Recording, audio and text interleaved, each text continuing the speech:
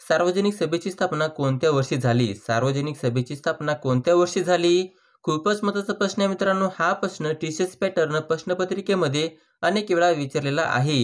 खालील दिलेल्या ऑप्शन तुम्ही पाहू शकता. या प्रश्नाचं योग्य उत्तर ऑप्शन 4 1870 साली. सार्वजनिक सभेची स्थापना हे 1870 साली झाली. तसेच मित्रांनो, सार्वजनिक सभेबद्दल काही महत्त्वाची माहिती ते पण बघूया. सार्वजनिक सभेची स्थापना हे 2 एप्रिल 1870 साली झालेलं आहे आणि जे ठिकाण आहे पुणे येथे. तसेच मित्रांनो, सार्वजनिक सभेचे संस्थापक आहेत महादेव गोविंद रानडे आणि गणेश वासुदेव जोशी. गणेश वासुदेव जोशी यांना सार्वजनिक काका असे सुद्धा म्हटले जाते. अनेक वेळा स्पर्धा परीक्षेमध्ये असं सुद्धा प्रश्न विचारण्यात आलेला आहे, सार्वजनिक काका असे कोणास म्हटले जाते? तर त्याचं योग्य उत्तर असणार आहे गणेश वासुदेव जोशी. तसेच मित्रांनो, सार्वजनिक सभेचे प्रमुख कार्य कोणकोणते ते पण लक्षात असू द्या. 1876 ते 1877च्या काळात दुष्काळात सार्वजनिक सभेमार्फत आर्थिक व कृषीविषयक अभ्यास करण्यात आला. आणि मित्रांनो, लोकमान्य टिळकांनी सार्वजनिक सभेमार्फत साराबंदी चळवळ सुरू केली. लक्षात असू द्या मित्रांनो, महत्त्वाचा टॉपिक आहे. हा टॉपिक तुम्ही नोट डाऊनच करून घ्या. पुढील प्रश्न आहे, प्रकाश वाटा या पुस्तकाचे खालीलपैकी लेखक कोण आहेत? प्रकाश वाटा या पुस्तकाचे खालीलपैकी लेखक कोण आहेत? खालील दिलेल्या ऑप्शन तुम्ही पाहू शकता. या प्रश्नाचं योग्य उत्तर ऑप्शन 1 प्रकाश आमटे. प्रकाश वाटा या पुस्तकाचे लेखक हे प्रकाश आमटे आहेत. तसेच मित्रांनो, टीसीएस पॅटर्न प्रश्नपत्रिकेमध्ये पुस्तक आणि त्याचे लेखक या टॉपिकवर 2 ते 3 प्रश्न हमखास विचारले जाते. त्यासाठी हा टॉपिक आपण विस्तारपणे पाहूया. आमचा बाप आणि आम्ही या पुस्तकाचे लेखक आहेत नरेंद्र जाधव. भानगरवाडी या पुस्तकाचे लेखक आहेत व्यंकटेश माडगुळकर. पावनखिंड या पुस्तकाचे लेखक आहेत रणजित देसाई. गोलपिढा या पुस्तकाचे लेखक आहेत नामदेव ठसाळ. रणांगण या पुस्तकाचे लेखक आहेत विश्राम बेडेकर. आणि मित्रांनो, राजर्षी छत्रपती या पुस्तकाचे लेखक आहेत बाबासाहेब पुरंदरे. पुढील प्रश्न आहे, सिंधू नदी करार कोणत्या वर्षी झाला? सिंधू नदी करार कोणत्या वर्षी झाला? खालील दिलेल्या ऑप्शन तुम्ही पाहू शकता. या प्रश्नाचं योग्य उत्तर ऑप्शन 1 1960 साली. सिंधू नदी करार हे 1960 साली झाला. पुढील प्रश्न आहे, 2011च्या जनगणनेनुसार भारतातील सर्वात कमी घनतेचे राज्य कोणते आहे? 2011च्या जनगणनेनुसार भारतातील सर्वात कमी घनतेचे राज्य कोणते आहे? खालील दिलेल्या ऑप्शन तुम्ही पाहू शकता. या प्रश्नाचं योग्य उत्तर ऑप्शन 4 अरुणाचल प्रदेश. 2011च्या जनगणनेनुसार भारतातील सर्वात कमी घनतेचे राज्य हे अरुणाचल प्रदेश आहे. तसेच मित्रांनो, 2011च्या जनगणनेवर अनेक वेळा स्पर्धा परीक्षेमध्ये प्रश्न विचारला जातो. त्यासाठी हा टॉपिक आपण विस्तारपणे पाहूया. 2011च्या जनगणनेनुसार भारताची एकूण लोकसंख्या हे 121 कोटी एवढी आहे. आणि मित्रांनो, स्त्री पुरुष प्रमाण हे 943 एवढे आहे, तर बाललिंग गुणोत्तर हे 919 एवढे आहे. 2011च्या जनगणनेनुसार भारताची घनता हे 382 एवढे आहे आणि साक्षरता हे 73% एवढे आहे. तसेच मित्रांनो, लक्षात असू द्या, 2001च्या तुलनेत 2011ची वाढ हे 17.72% एवढे आहे.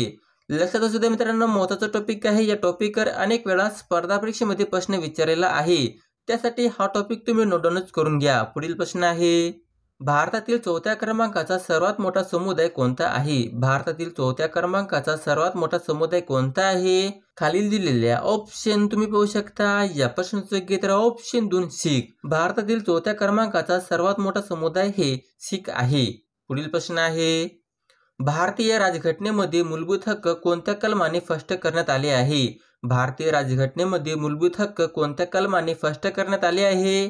खालील दिलेल्या ऑप्शन तुम्ही पाहू शकता. या प्रश्नाचं योग्य उत्तर ऑप्शन 2 कलम 12 ते कलम 35 दरम्यान. भारतीय राज्यघटनेमध्ये मूलभूत हक्क हे कलम 12 ते कलम 35 दरम्यान स्पष्ट करण्यात आले आहे.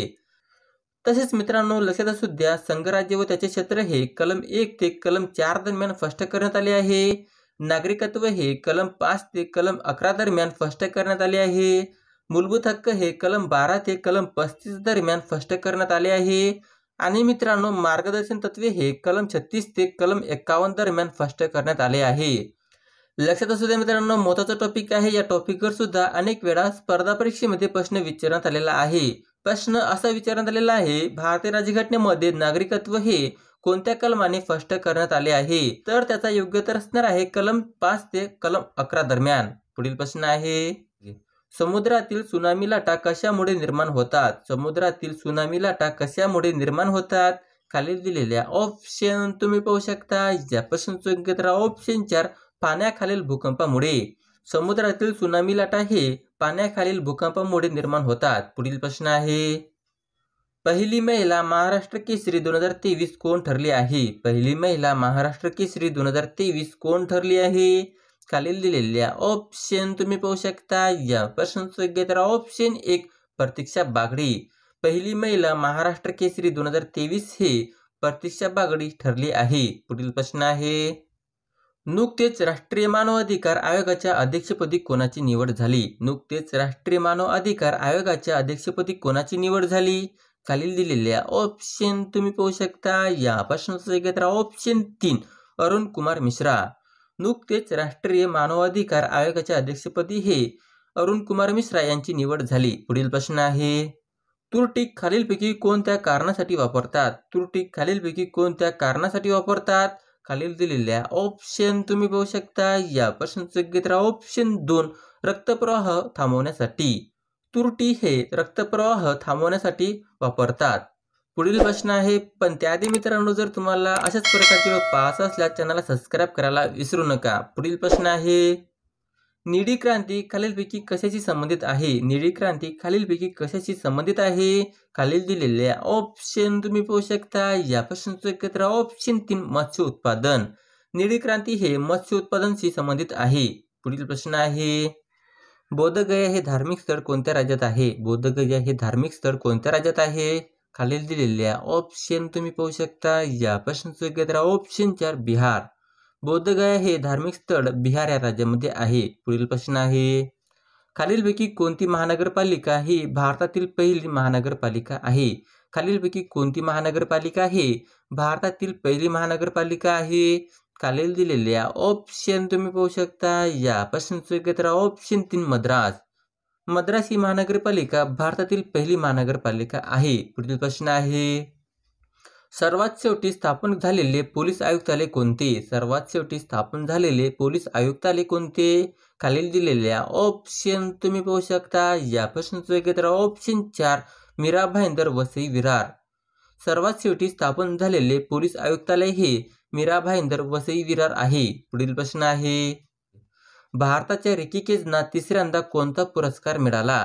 भारताच्या ऋषिकेशना तिसऱ्यांदा कोणता पुरस्कार मिळाला? खालील दिलेल्या ऑप्शन तुम्ही पाहू शकता. या प्रश्नाचं योग्य उत्तर ऑप्शन 2 ग्रॅमी पुरस्कार. भारताच्या ऋषिकेशना तिसऱ्यांदा ग्रॅमी पुरस्कार मिळाला. पुढील प्रश्न आहे, भारताचे आपले पहिले उपग्रह आणि आण्विक क्षेपणास्त्र ट्रॅकिंग जहाज कोणते आहे? भारताचे आपले पहिले उपग्रह आणि आण्विक क्षेपणास्त्र ट्रॅकिंग जहाज कोणते आहे? खालील दिलेल्या ऑप्शन तुम्ही पाहू शकता. या प्रश्नाचं योग्य उत्तर ऑप्शन 1 INS ध्रुव. भारताचे आपले पहिले उपग्रह आणि आण्विक क्षेपणास्त्र ट्रॅकिंग जहाज हे INS ध्रुव आहे. अशा प्रकारचा हा व्हिडिओ होता मित्रांनो. जर तुम्हाला माझा व्हिडिओ आवडला असेल तर नक्की चॅनलला सबस्क्राईब करा.